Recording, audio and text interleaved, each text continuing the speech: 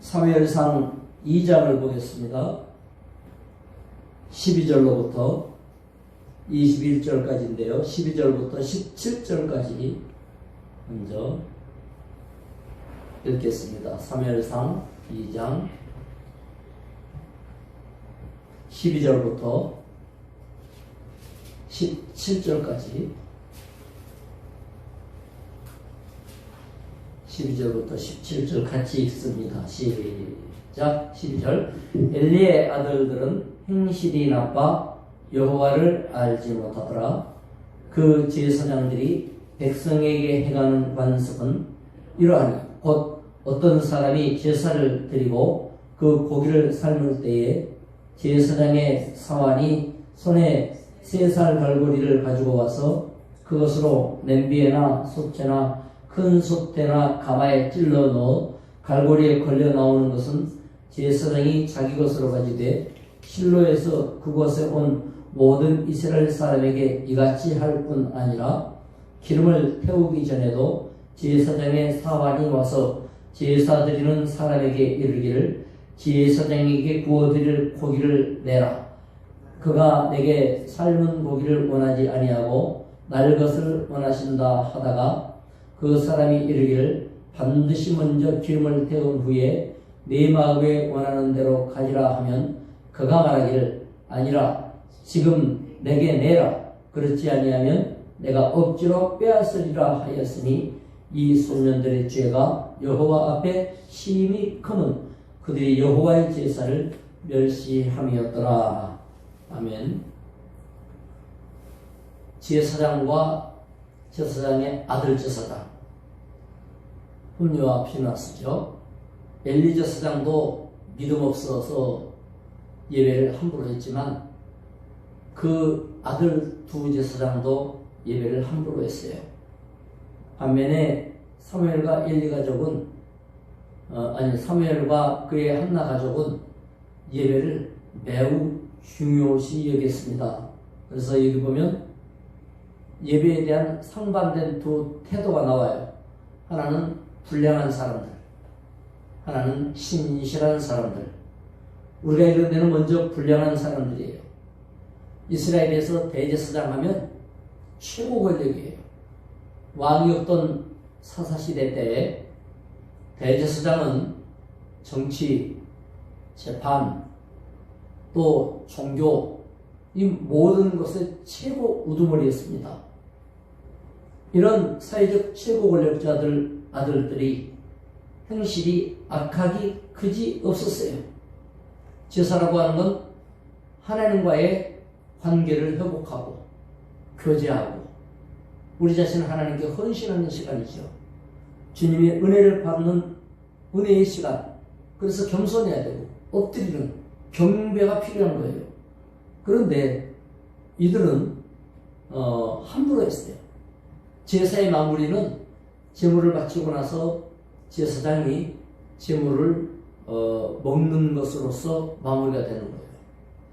그런데 이들은 제물을 성전에서 먹지 않아요. 성전에서 먹지 않고 갈고리를 휙 집어넣어가지고 아무거나 걸린 대로 가져가는 거예요. 심지어 먹으려면 이게 익어야 되는데 생고기를 달라. 알아서 해 먹겠다. 이건 말도 안 되는 거예요. 그러니까 성전에 봉사하는 사람들이 이건 안 된다. 예배를 처음부터 끝까지 한마디로 말하면 축도가 마칠 때까지 다 한 다음에 해야지. 축도도 안 끝났는데 무슨 얘기냐. 그러나 그런 거 소용없어요. 억지로 빼앗아가면서까지 그렇게 재물 관리까지 엉망으로 했어요. 레위기 7장에 보면 재물을 얼마나 자세하게 잘 관리하는지를 명령을 해놨습니다. 여기 보면 기름은 전부 태워야 되거든요. 그런데 기름을 태우기도 전에 한마디로 기름 태운다. 이거는 성령의 인도를 받아라 이 말이에요. 예배라는 게 성령 없이는 소용없죠. 성령 필요 없어요. 그냥 순수 진행하면 끝. 이런 식이에요. 이러니까 은혜 받지 않고 참석했으니까 됐다. 이거는 보통 문제가 아니에요. 한마디로 권력의 중심에 있는 이 사람들이 하나님의 권세를 업신여기고 하나님 주신 권력을 남용하면서 함부로 함으로써 그 죄가 심대해졌어요. 그래서 하나님이 심판하기로 하신 거예요.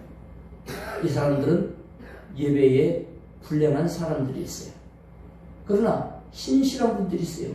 18절부터 21절을 한번 읽어보겠습니다. 사무엘상 2장 18절 시작.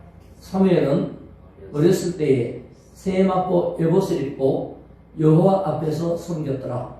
그의 어머니가 매년 드리는 제사를 드리러 그의 남편과 함께 올라갈 때마다 작은 겉옷을 지어다가 그에게 주었더니 엘리가 엘가나와 그의 아내에게 축복하여 이르되 여호와께서 이 여인으로 말미암아 내게 다른 후사를 주사 이가 여호와께 간구하여 얻어 바친 아들을 대신하게 하시기를 원하노라 하였더니 그들이 자기 집으로 돌아가매 여호와께서 한나를 돌보시사 그로 하여금 임신하여 세 아들과 두 딸을 낳게 하였고 이에 사무엘은 여호와 앞에서 자라니라.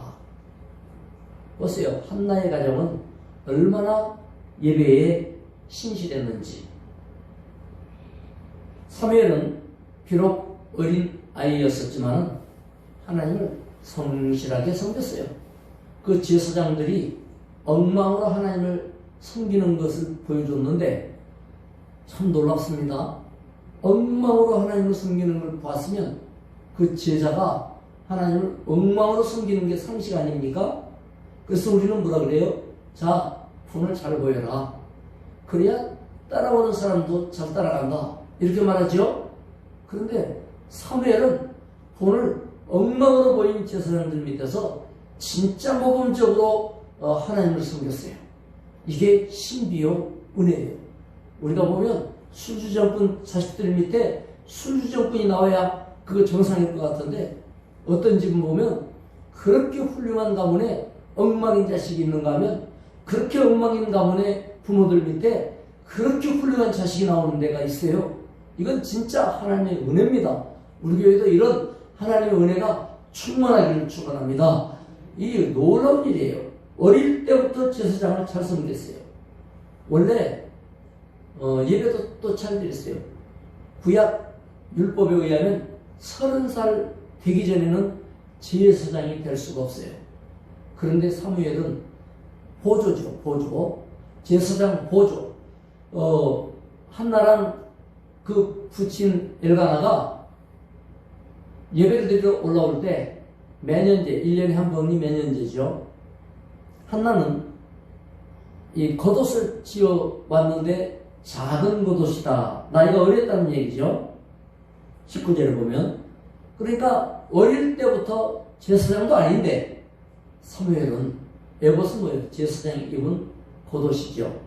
그 겉옷을 걸쳐 입고 완전히 갖춰 입은 제사장이지만 겉옷만 갖춰 입은 거예요. 그러니까 자기가 할 수 있는 최선의 성의와 정성을 다 갖춰갖고 어릴 때부터 야복 입고 넥타이 메고 이렇게 예배드리는 습관을 가졌다 그 말이에요. 놀라운 일이에요. 한나는 사무엘을 사랑하여서 이렇게 옷을 지어 올 때마다 그 어미의 간절한 애착이 느껴져요. 그리고 하나님을 향한 진실된 믿음이 보인다고 말이에요. 엘리 제사장도 하나님 앞에 엉망이었지만은 그래도 제사장이니까 보는 눈은 있죠. 그래서 축복한 거예요. 네가 기도해서 응답받은 아들을 하나님께 바쳤으니 참 그것은 좋고 잘한 것이다. 사람 자기 행실 나빠도요 보는 눈은 참 올바르게 다. 자기는 엉망이면서 늘 뭐라 그래요? 똑바로 하라 그러죠? 그러면 그 말 듣는 사람이 속으로 뭐라 그래요? 아이고 신은 내 생각에 나보다 눈곱만 보통 못 따라오면서 무슨 내 눈곱을 뭐라 그러느냐? 뭐 이렇게 생각하지 않습니까? 엘리는 이와 같았어요. 그래서 한나에게 축복을 한 거예요. 그랬더니 하나님이 어떻게 위로와 복을 주셨습니까? 3명의 아들과 2딸을 더해 주셔서 3일까지 7 자녀를 둔 하나가 됐어요. 얼마나 큰 축복이요 이럽니까? 예배에 신실해야 됩니다. 그의 역사가 일어나요. 결론적으로 예배나 기도가 거부가고 불편해질 때가 있어요. 예배가 편안하고 은혜로워야 되지 않습니까? 그런데 예배가 거북해요. 주일 예배 일주일에 한 번 들어오는데 거북하다? 그러면 한 주일 동안 그 마음을 어디에다가 쏟아붓다가 왔단 말이에요. 뭔가 다른 데다 쏟아부었기 때문에 예배가 거북한 거예요. 하나님께 쏟아부어야 되는 한 주간 내내 그 시간이 교제하는 시간인데, 하나님과 대화하는 시간인데 불편하고 어색하다? 이거 문제가 있는 거죠.